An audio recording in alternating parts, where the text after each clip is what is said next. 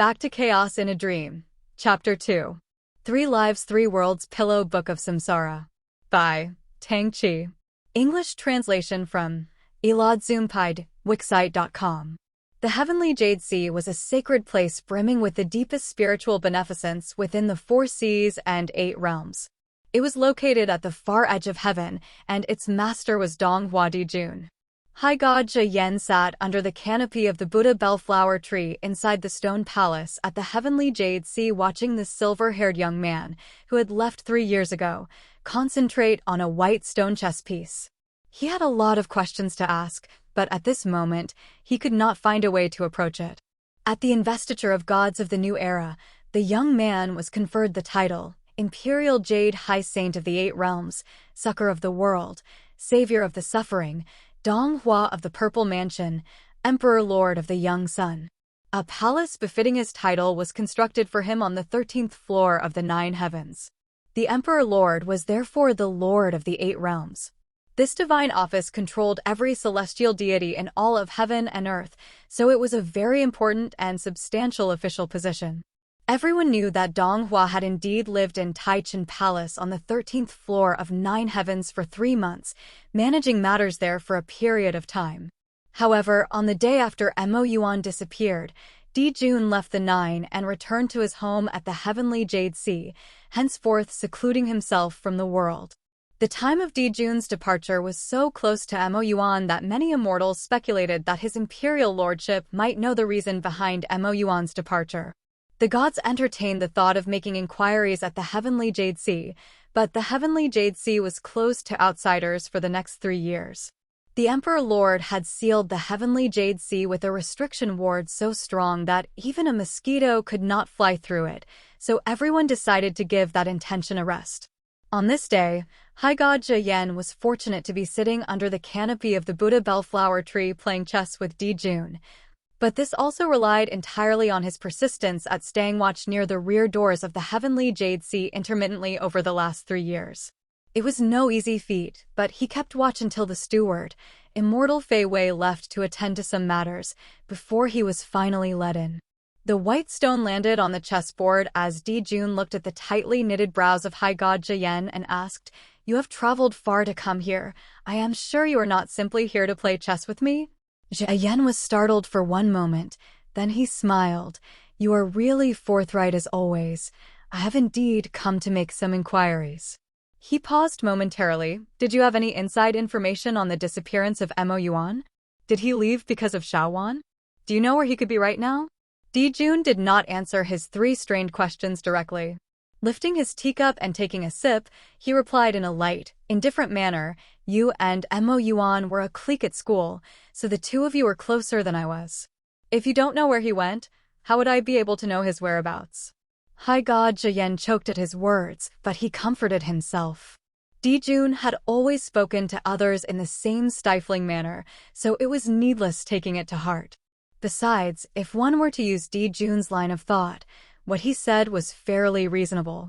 When it came to how close or how distant their relationships were, it was true that he and Mo Yuan were a lot closer. Zhe fell into his memories.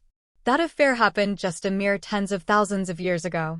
Among the students of Watermarsh School, there were once 8 all-powerful personalities honored by most students as the venerable, wild, magnificent 8 saints. Although there were only 8 members, they were split into 2 different cliques.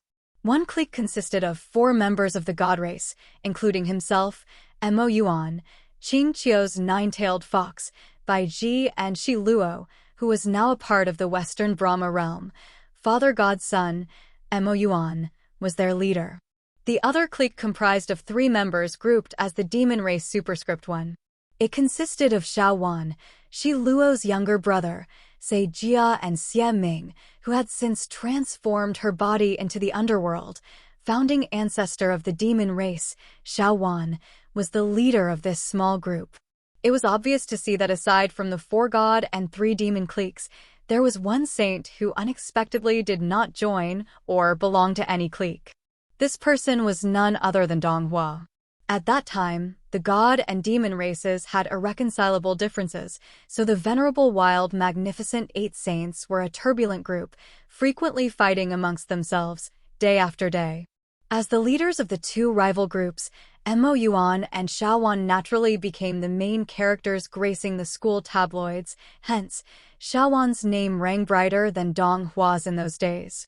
However, when it came to martial strength, the one who could fight with Mo Yuan was not Xiaowan, but the person who did not create enough trouble to warrant his appearance in the school tabloids, Lord Donghua. He had unquestionably relied on his own strength and fists to dominate the far edge of heaven, ruthlessly bringing the demons and monsters in the area cowering under his command. But Lord Donghua did not create much trouble at school. Zhe Yan felt that perhaps the main reason for this was his sporadic attendance at school in the first place. If Lord Donghua did the honor of occasionally showing up for classes, all he did was sleep right in front of the master's eyes. In contrast to him, Xiaowan was a school tyrant who frequently created trouble, yet she surprisingly did not skip a day of school. Donghua and Xiaowan had been friends since they met as young children. Zhe Yan remembered those days when Donghua frequently skipped classes. He would borrow notes from Xiaowan to handle the periodic examinations. But who would expect a school tyrant to be taking notes conscientiously? Consequently, in the first few years of school, Donghua and Xiaowan were in the same boat. Anything that relied on good note-taking skills to succeed, such as sacred literature, arithmetic, and historiography, they failed at all. The only reason they were not repeating their year level were due to excellent grades in archery, martial arts, and magic arts, pulling their averages up. It was apparent they were both exemplary in fighting. Thereafter, the school tabloids' features on the clashes between the two factions of the venerable wild magnificent 8 saints began to escalate. The master, who loved to read the school tabloid when he had nothing better to do, became increasingly worried about it. Although Mo Yuan had always been known as a gentleman of noble virtue, the master was so seriously brainwashed by what he had read in that period in time that he had allowed it to affect how he viewed Mo Yuan and Xiaowan. That was why he began to worry that fights might break out between them whenever they disagree with each other. The master was panic-stricken while pondering on a solution. Believing that his idea of moving Xiaowan away from her shared desk with Mo Yuan was a brilliant thing to do, the master reassigned Seming as Xiaowan's new deskmate, while Donghua, who never really had much social interaction with Mo Yuan, became his new deskmate. As Zhe Yan recalled, it seemed to be purely the proximity of his sitting position that allowed Donghua to copy Mo Yuan's notes at close range twice. Unexpectedly, Donghua tied for first place with Mo Yuan in the periodic examination that very month. Although nobody expressed their thoughts openly, most of the classmates felt that credit should be given to Mo Yuan's notes. Hence, for a period of time, Mo Yuan's notes became a precious commodity at the school. But in the following month, Mo Yuan unexpectedly fell ill and could not attend school, so no one, including Donghua, could borrow his notes. Without Mo Yuan's notes, everyone else still had their own and could at least prepare for their examinations with some challenges. However, Donghua was not the kind of person who took his own notes, and would always find someone else's notes to copy. Coincidentally, Xiaowan, who used to lend him her notes in the past, had also fallen ill and was not in school. Donghua copied notes from Baiji instead, and once again topped the class in that month's assessments. Everyone, including Donghua himself, discovered that as long as he always thought things through and refrained from borrowing Xiaowan's notes, he would almost always come in first in his examinations. Zhe Yan remembered that Donghua would only copy notes from the same 3 people thereafter, Mo Yuan, Baiji, and Xieming. As he sat the closest to Mo Yuan, Donghua naturally copied the most notes from him. But aside from copying notes, Donghua's relationship with them seemed to remain mediocre. Apart from exchanging a few words while borrowing and returning notes, he usually had little else to say to them. When the war between the 5 races broke out later, Zhe Yan had no idea why Donghua chose to fight alongside Mo Yuan, or how the 2 men got along on the battlefield. One could say they were close. After all, when they had formidable enemies on all sides, they would have to put their trust in each other in order to survive. However, it did not seem like they could be considered close, because they still appeared to have nothing much to say to each other ordinarily. Di Jun and Mo Yuan were perhaps like what Di Jun himself had said, that when it came down to it, Zhe Yan's own relationship with Mo Yuan was definitely a lot closer. An immortal child stepped forward to top off their tea, snapping Zhe Yan out of his memories. Di Jun's words were watertight, but high god Zhe Yan wasn't a 3-year-old that could easily be fooled and dismissed. Perhaps Di Jun really had no idea where Mo Yuan might have gone, but he had always been an insightful person with foresight. It was not possible for him to be unaware of the reason behind Mo Yuan's disappearance. Zhe Yan considered for a moment and changed the way he approached his questions. Mo Yuan, he started before rephrasing his words, although the hostility of the god race has been gradually increasing lately. Mo Yuan really isn't a god that would indulge in fighting and killing and has always been a humble gentleman of noble virtues. You also know this fact. He was never part of the pro-war faction, even during our analect theory classes. I shall not keep you in the dark. When he decided to step onto the battlefield to join the War of the Five Races 700 years ago, it gave Bai Ji and myself quite a shock. But I have heard that the night before he made that decision, he met with Father God and Xiao Wan. That's why over the years, I kept guessing if he made that decision to join the war because of what Father God and Xiao Wan said to him, right? Dong Hua looked up slightly as he savored his tea, appearing as if he felt incredulous regarding this matter. Rather than asking me now, why couldn't you have asked Mo Yuan a few years ago when he was still around? Zhe Yan was once again choked by his words. Other than the opening pleasantries since he stepped into the heavenly Jade Sea today, every sentence he spoke was stifled by Di Jun, making it impossible for him to continue speaking. However, Zhe Yan wasn't known as the high god with the most resources to get things done successfully for no reason. He gritted his teeth and forced 2 laughs to smooth over the situation. Haha, isn't this because I wasn't able to ask on time? Who knew he would disappear just like that? Nevertheless, high god Zhe Yan still had no desire to taste Di Jun's poisonous tongue again. He had thought of using those questions as a way to build rapport with Dong Hua, but who knew he would not buy it? If that was the case, there was no need to take the extra trouble to do so. It would be better to quickly convey the message that the elders of the god race had entrusted him with clearly to Di Jun and be done with it.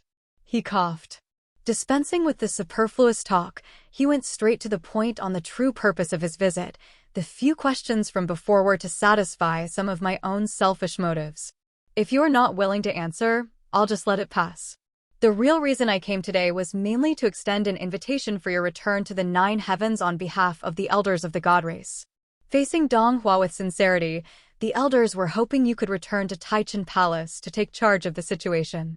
Di Jun finally stopped stifling him. Oh? It's only been 3 years, and the god race is already in trouble. Lowering his eyes to look at the chessboard, he massaged the stone in his hand. On hearing the word, trouble, Zhe Yan expressed his honest feelings with a sigh. Exactly. In a few words, he relayed a summary of the thorny situation happening within the god race. Mo Yuan left, and you have secluded yourself from the world. Consequently, the gods elected Mo Yuan's right-hand man, High God Hojin, to take charge 2 years ago. Hojin and Fuing were both Mo Yuan's left and right-hand men. When Hojin was elected to take charge, Fuing naturally refused to concede. The 2 factions have their respective supporters who were protesting at Lingxiao Palace Hall, creating a huge uproar. The elders lamented to me, saying if Mo Yuan had left some word before leaving and had legitimately named the next successor, the god race would not be in such a mess right now. When he spoke of this point, he helplessly spread his hands, as you have heard, between High God Hojin and High God Fuing. Whichever one becomes the master of the gods, the other will not concede. When that time comes, the god race will definitely face an episode of internal strife.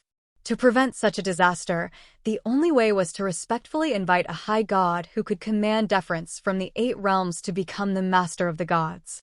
The elders have discussed this and have unanimously agreed that this high god is you. Twack! A black stone landed on the chessboard. Di Jun's face remained calm. When I left Taichen Palace, many amongst the elders were overjoyed by the turn of events. Now that they can't fix the terrible mess, they want me to fix it. This was a taunting remark, but because Dijun's voice remained indifferent, it took the mockery out of his words, making it sound like sincere curiosity. Am I so easy to dispatch on an errand? When Jiyan accepted this task, he understood that success would be very difficult to achieve.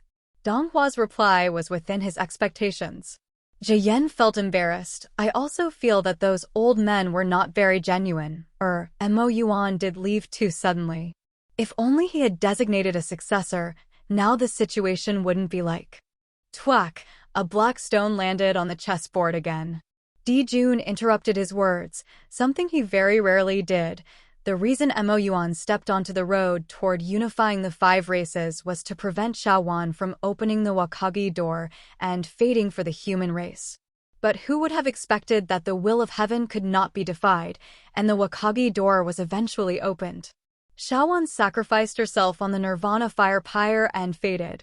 Everything he aspired for no longer held any meaning, so naturally, he would not have stayed. A person whose heart had turned to dust was able to wait till matters of the 4 races were on track before leaving was already very considerate. Yet, all of you still complained that he did not name a successor before he left. Dijun was still looking at the chess game when he said those words, appearing unconcerned, his face expressionless, and his voice indifferent. But Jiyan sensed the displeasure in his words. After using a white stone to capture 3 black stones, Dijun raised his eyes slightly and looked toward Jiyan. He fought to conquer heaven and earth and laid it before all of you. If the god race is unable to defend it, then you are all useless and ought to let the ghost and demon races rise once again. Jiyan was still in shock when Donghua brought up the reason behind Mo Yuan's disappearance on his own accord. At the same time, he was also considerably startled by the fact that Mo Yuan's disappearance was indeed related to Shaowan. When he suddenly heard his last sentence, he snapped out of his reverie, involuntarily breaking out in cold sweat. Although this argument is justifiable, High God Jiyan did not like to interfere in matters of the world. But a healer always had a benevolent heart, so he was still concerned about the future of the god race. But if we were to allow the ghost and demon races to gain strength, they will invade the god race as soon as they are strong enough. And when that happens, heaven and earth will once again. Jiyan had a sudden epiphany as soon as he said this and leveled his gaze at Donghua. You left the war suddenly 200 years ago and returned to the heavenly Jade Sea to live in seclusion. Don't tell me it was because you already knew this day would come, so... A glimmer flashed across Dijun's usually emotionless eyes. Oh, what did you guess? Jiyan caught the glimmer and was increasingly certain of his answer. At that time, you knew Shaowan had a way to open the Wakagi door, and that opening the door would claim her life. You understood that as soon as Shaowan faded, Mo Yuan would give up everything and leave. When that time comes, the god race would become fragmented. Heaven and earth would once again be embroiled in chaos. Fighting a lost cause is meaningless, so you made the decision to retire when the god race is at its zenith. Am I right? The silver-haired young man did not reply him straight away. But if this were the case... Jiyan raised another question. If you were willing to promise the elders that you will return to the 9 heavens to take charge. Even if Mo Yuan leaves, the god race will not be in disarray with you in control. And when the god race is not in a mess, heaven and earth will not devolve into chaos, so why would you? Dijun held the black stone he had just captured. Looking Jiyan straight in the eye for the first time today, you are quite clever, he complimented. As if rewarding his companion's intelligence, he willingly added 2 extra lines. To attain the goal of uniting heaven and earth within 700 years, Mo Yuan had never once been careless on the battlefield. But he was forced to neglect governance. If this went on, it was a matter of time before problems arose. In the last few years, there were treacherous people among the god race. All manner of vermin were within. If I am always there, how would I be able to reveal their true colors? It was then that Jiyan understood. It was true that if Donghua was around, the god race would not be in disarray. But only if the god race became a mess would the evil be revealed from within. When the source of the infection has manifested, then it was time to remove the rot so medicine could be applied to heal the wound. This was a much larger game of chess. Dijun laid his last stone down on the chessboard. It was at this moment that Zhiyan came to a realization that while he was preoccupied with the affairs of the world, Dijun had taken over his black stones and had finished the round of chess all by himself. Zhiyan stayed in a daze for a long while, not knowing what to say. A long time later, he praised Dijun with words that held a dual meaning. You are a true master in the art of chess. Dijun remained indifferent to his compliment. I am. He replied. Zhiyan felt more secure after gaining a comprehensive insight into Dijun's plans. He had several scripts running through his thoughts on how he was going to convey a reply to the elders. He also could not bear to continue the torture of chatting and playing chess with Dijun any longer, so he stood and prepared to take his leave. Unexpectedly, Fei Wei suddenly approached them with hasty footsteps. Lowering his voice, Fei Wei reported that the heavenly Jade Sea had welcomed another visitor. Dijun was not very enthusiastic about the news. He continued packing his chess set as he casually asked, "Oh? Who did you lead in this time?" Fei Wei hastily cupped his hands together in obeisance. "This person wasn't led in by me. He passed through your Imperial Lordship's restrictions spell on his own and walked in." Donghua stopped packing his chess pieces and was about to speak when Zhiyan, who was wearing an astonished look on his face, spoke first. "What? Even I could not pass through that restriction and break in. Who else has such an ability? Could it be Mo Yuan?" Donghua muttered to himself. Mo Yuan also does not have the ability to break in. To pass through my restrictions, one must have been exempted by me. For example, Fei Wei. Otherwise, it must be someone who is my blood relation. But alas, I don't have any parents or any siblings. As he spoke of this point, even he himself was becoming a little curious and looked toward Fei Wei. "Don't tell me that aside from exempting you, I had also exempted someone else?" Fei Wei stuttered. "That visitor should be related to your Imperial Lordship by blood. That was why he was able to enter our heavenly Jade Sea." That was when he saw the face of the Emperor Lord who had spent the day chatting with Zhiyan on disastrous matters concerning the 8 realms, and yet remained unmoved, become completely blank for a moment. After a long while, he spoke. "I remember that I am an orphan. I do not have any brothers, nor do I have any sisters." Fei Wei shook his head. "He is not your brother or your sister." Donghua replied immediately. "I also don't have a father or a mother." Fei Wei still shook his head. "He is also not your father or your mother." Donghua furrowed his brows. "Then he is." Fei Wei summoned his courage. "He said he is your son, and his name is by Gun Gun." Donghua was stunned. Zhiyan was confused. High God Zhiyan, who was already standing and was ready to return home, retracted the step he had already taken. He did not just retract his step. He took 2 steps backward and sat back properly onto the chair he had vacated. What kind of enormous heaven-jolting gossip is this? High God Zhiyan's face exuded calm, but the undercurrent of his inner being was turbulent. "I did not expect the 3 years I had spent hunkering down by the rear doors of the heavenly Jade Sea to be so worthwhile. I have not crouched by these rear doors for nothing." End of Back to Chaos in a Dream. Chapter 2.